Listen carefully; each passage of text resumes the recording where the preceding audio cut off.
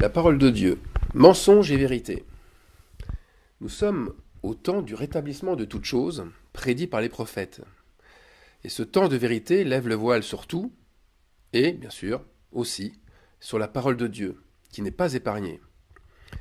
Qui n'a jamais entendu, dans les milieux chrétiens, ce dogme qui vient comme une réponse absolue, une réponse qui n'a besoin d'aucun détail, puisqu'elle est absolue. Attention, c'est la parole de Dieu. Mais qu'est-ce que la parole de Dieu? Beaucoup de catholiques vous diront, c'est la loi qui émane des conciles et du pape. D'autres, c'est Jésus-Christ, la parole, le Verbe incarné. Ou encore, c'est la parole qui a créé le monde, le ciel et la terre. Les évangéliques vous répondront, sans douter, c'est la Bible aussi. Quand Dieu parle par des prophètes, leurs mots sont traduits dans des livres, et le livre devient alors saint. Mais l'apôtre Paul, inspiré du Saint-Esprit, dit « La lettre tue et l'esprit vivifie ». Alors quoi comprendre? En premier que Paul, ça c'est sûr, il ne met pas en opposition la lettre et l'esprit. Mais il est en train de dire que sans l'esprit, la lettre tue. Il y a donc dans la parole écrite, ou dans la parole qui se transmet l'un à l'autre, comme une malédiction. La parole a ce pouvoir de nous amener à la mort si l'esprit n'est pas présent. Ce que devrait ressentir celui ou celle qui a le Saint-Esprit, c'est que la parole de Dieu n'est pas figée, qu'elle n'est pas fixée, limitée à un livre ou à un homme, même si la parole s'est faite chair et qu'elle est incarnée dans un homme, elle n'est surtout pas enfermée dans un livre. Elle est vivante. Et surtout, elle vivait. Elle vit et elle vivra.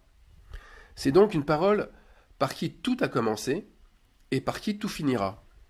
Elle se perpétue de génération en génération, pour des siècles et des siècles.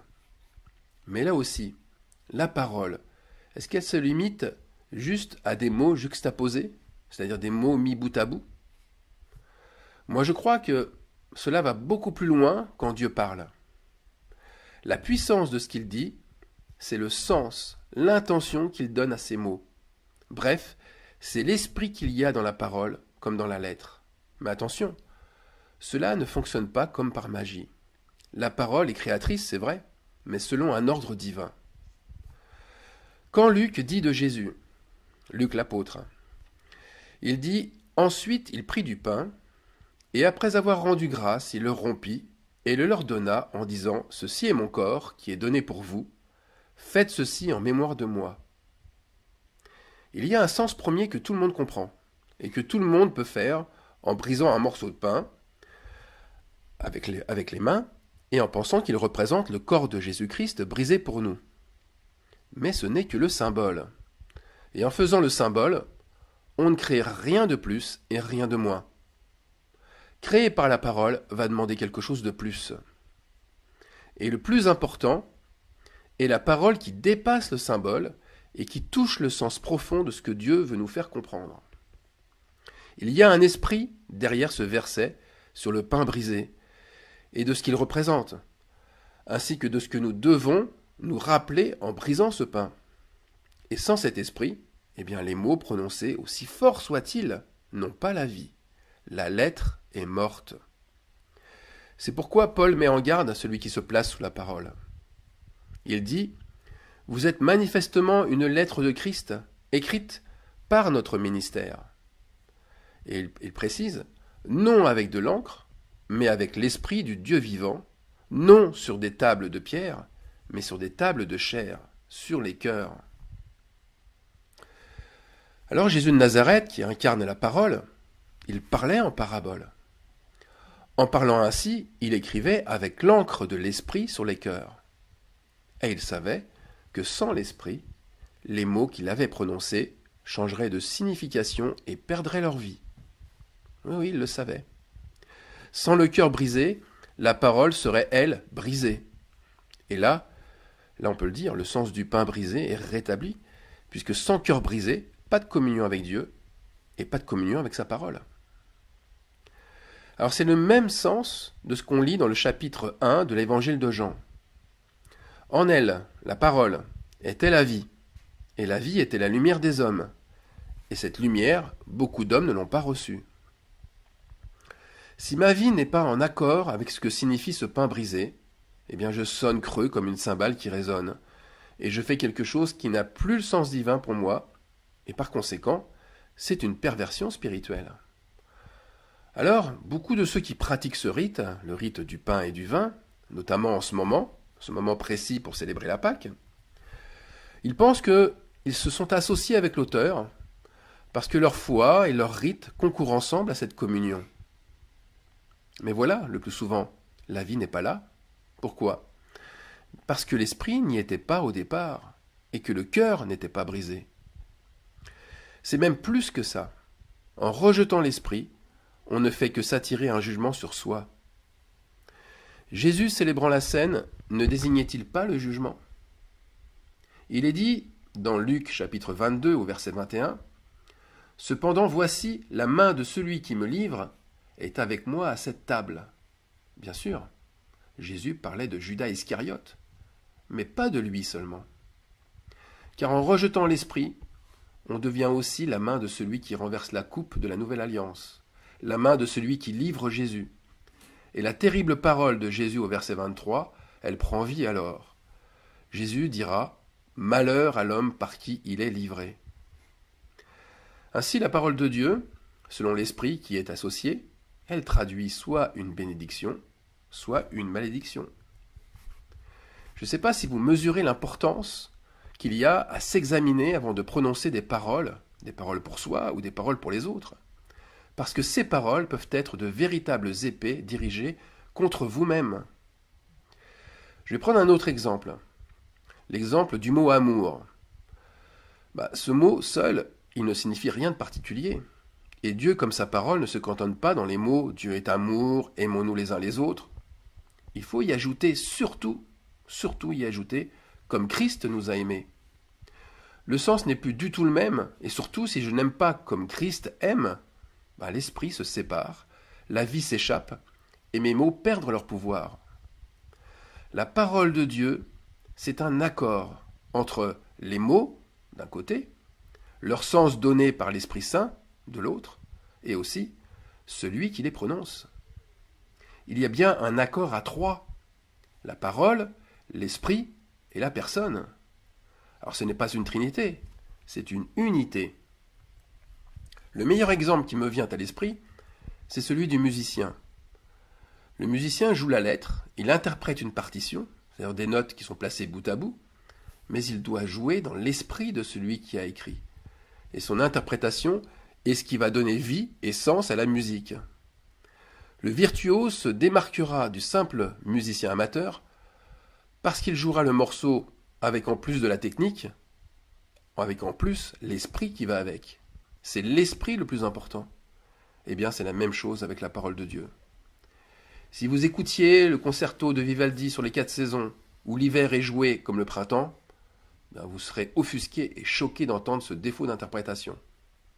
Alors n'êtes-vous pas choqué, de la même façon, lorsque vous entendez un prédicateur reprendre des versets, alors que son regard trahit une attitude contraire à la parole?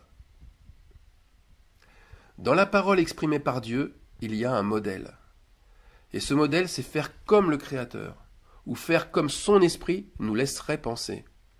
Et là, nous touchons l'esprit de la lettre. Si je prophétise comme Jésus prophétisait, cela a-t-il le même effet ? Si je dis par exemple comme Paul, je peux tout par celui qui me fortifie, suis-je obligatoirement fortifié en toutes circonstances ? Eh bien, oui et non. Oui, si l'esprit en moi est en accord avec la lettre, je vivrai fortifié, et dans le contentement, dans le manque, comme dans la plénitude, je serai dans le contentement. Et non, et c'est même tout le contraire, si mes actes ont renversé la coupe de la nouvelle alliance, alors la parole sera mon juge. Je ne vivrai l'abondance que dans les apparences, et je serai fort que par mes propres forces. Alors je pense que vous aurez compris. La parole montre mon échec, pas parce que je manque de foi ou que je n'ai pas le ministère, mais parce que je manque d'intégrité. La parole est morte surtout parce que le sens que je donne à une parole n'est pas dit dans son intégrité, dont je fais obligatoirement partie. L'intégrité, c'est faire un avec ce que j'exprime. Quand Dieu parle, il est un avec celui qui s'exprime. Ou alors il montre que l'autre est un avec ce qu'il exprime de mal. Et les conséquences seront malédiction pour lui. Il se mettra sous la coupe d'un jugement. Celui qui pratique l'iniquité, qui aime le mal, et qui a été démasqué par la parole, il reçoit sa malédiction. Pourquoi? Parce qu'à ce moment-là, il fait un avec les mauvais esprits. L'apôtre Jacques parle justement de l'intégrité dans son épître. Il dit « Lequel d'entre vous est sage et intelligent? Eh bien qu'il montre ses œuvres par une bonne conduite avec la douceur de la sagesse. » Ça, c'est une preuve d'intégrité. La douceur de la sagesse. Mais, là je continue, si vous avez dans votre cœur un zèle amer et un esprit de dispute, ne vous glorifiez pas et ne mentez pas contre la vérité. Ça, c'est le manque d'intégrité qui montre le mensonge. Et pire que ça encore, je lis ce que dit l'apôtre Jacques. Cette sagesse n'est point celle qui vient d'en haut, mais elle est terrestre, charnelle, diabolique. Car là où il y a un zèle amer et un esprit de dispute, il y a du désordre et toutes sortes de mauvaises actions. La sagesse d'en haut, donc la sagesse, la parole incarnée, est premièrement pure, ensuite pacifique, modérée, conciliante, pleine de miséricorde et de bons fruits, exempte de duplicité et d'hypocrisie. Le fruit de la justice est semé dans la paix par ceux qui recherchent la paix. Voilà. Donc la parole est vérité uniquement parce qu'elle est manifestée par les êtres humains. Et cette parole a un fruit. Et le fruit produit par la parole, avec un esprit de paix, dans un être intègre, c'est la paix. Par contre, la parole, dans un esprit de dispute, dans un être partagé, mais il produit que des querelles, la guerre et la division. Là, c'est toujours la parole de Dieu. Mais comme elle est vivante, alors elle se présente comme une épée à double tranchant. D'un côté, elle est intègre, de l'autre, elle est partagée. Il y a un côté intègre et un côté partagé. C'est-à-dire que d'un côté, cette épée sépare les croyants intègres, et de l'autre, elle sépare les croyants au cœur partagé, c'est-à-dire ceux qui célèbrent la Pâque, pour en venir à la Pâque, sans avoir brisé leur cœur. Alors on comprend mieux ce passage de Hébreux 4.12, car la parole de Dieu est vivante et efficace, plus tranchante qu'une épée quelconque à deux tranchants, pénétrante jusqu'à partager âme et esprit et jointure, et molle, elle juge les sentiments et les pensées du cœur. Elle juge. La parole juge le niveau exact de notre intégrité. Maintenant, on va renverser les dogmes et les murs de prison avec cette question. Pourquoi la parole de Dieu ne se limite pas à la parole? Alors, je l'ai dit, la parole, c'est l'intention, c'est ce qui a du sens. La lune rousse dans le ciel, ça peut être parole de Dieu. Un arbre qui fleurit avant le printemps, c'est aussi la parole de Dieu, ça peut être aussi la parole de Dieu. Une personne qui spontanément vient vers vous pour vous parler alors qu'elle ne vous connaît pas, peut être parole de Dieu. En fait, tout dépend quel sens spirituel nous leur donnons. Tout dépend la manière dont on les regarde. Nous devons donner la parole aux gestes. Nous devons donner la parole aux situations, à nos soupirs même, pour voir s'ils ont un sens pour Dieu. Je vais vous lire Romains 8, 26. L'Esprit lui-même intercède par des soupirs inexprimables. Et celui qui sonde les cœurs connaît quelle est la pensée de l'Esprit, parce que c'est selon Dieu qu'il intercède en faveur des saints. Donc ne faisons pas comme celui qui a peur de l'inconnu et qui se réfugie vite vers ce qu'on lui a appris. Les non-dits, s'ils ont un sens pour l'homme, c'est qu'ils ont un sens aussi pour Dieu. Et par conséquent, un silence, écoutez bien ça, un silence aussi paradoxal que cela puisse paraître, peut être parole de Dieu. Le silence peut être la pensée de l'Esprit. Regardez dans l'Apocalypse de Jean, chapitre 8, verset 1, il est dit « Quand il ouvrit le 7e sceau, il y eut dans le ciel un silence d'environ une demi-heure. Vous voyez, quand Dieu se tait et qu'il ne parle plus, c'est une parole de Dieu. Le sens de ce silence est très important à connaître. Vous savez, on apprend avec le solfège que le silence, en musique, se joue comme une note de musique. Eh bien, le silence dans le ciel, c'est une parole du ciel. Et il a pour but, voilà le but réel, c'est de laisser l'homme vivre les conséquences de ses faits et gestes. Le ciel n'intervient plus pour le prévenir. Dieu ferme la bouche des prophètes et il laisse le mensonge asseoir son règne à ce moment-là. Mais pour ceux qui n'écoutent pas ou qui n'écoutent plus l'Esprit leur parler, eh bien ils en tireront des conclusions rapides de ce silence. Pour eux, les silences de Dieu seront toujours des mystères. Or, nous avons été faits à son image, à l'image de Dieu, et le non-verbal, comme le silence, ça fait partie de notre partition, comme celle du musicien. Par conséquent, penser que seul le verbe, seule la parole exprimée est divin, c'est une restriction que Dieu ne s'est jamais donnée. Je pense que ceux qui ne font confiance qu'à leur esprit, eh bien, ils évacuent de facto cette dimension. Si l'Esprit divin vit dans une personne, son canal de communication n'est pas forcément par la bouche, par le langage. Nous l'avons vu avec mon dernier message sur le regard de Dieu. Le regard de Dieu, son regard tout simplement suffit à nous faire changer. De même, Dieu nous parle par des songes la nuit, et au matin, la pensée de l'Esprit, met des mots sur les images. Il y a aussi ce que Paul dit dans la lettre aux Romains. Paul dit « L'Esprit nous aide dans notre faiblesse, car nous ne savons pas ce qu'il nous convient de demander dans nos prières. » Là, Paul, lorsqu'il dit ça ne veut pas dire que l'Esprit va nous inspirer les bons mots, ou que l'Esprit va mettre la lumière sur ce que nous avons besoin pour l'exprimer, pour le demander. Non, l'Esprit interviendra directement là où il a vu un manque, même si nous n'y avons pas prêté attention. L'Esprit comblera les manques. Par exemple, là où il y avait du doute, là où il y avait de la lassitude et de la peur, eh bien, il y mettra de la foi, il y mettra du courage et de l'assurance. Alors, pour résumer et pour terminer, la parole de Dieu, sans la pensée de l'Esprit qui va avec, elle est morte. Elle est morte. Ce qui se traduit dans le vécu par, si vous pensez que la personne qui vous enseigne est inspirée et intègre, qu'elle a la parole de Dieu, alors que son esprit est mauvais, c'est que le vôtre aussi n'est pas bon. C'est que vous devez changer d'esprit pour retrouver l'esprit de la parole de Dieu.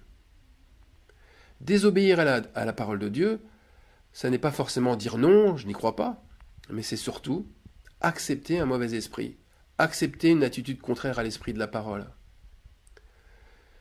Tout ça, ça me permet d'affirmer que la Bible qui est dans une armoire bibliothèque, elle n'est pas la parole de Dieu.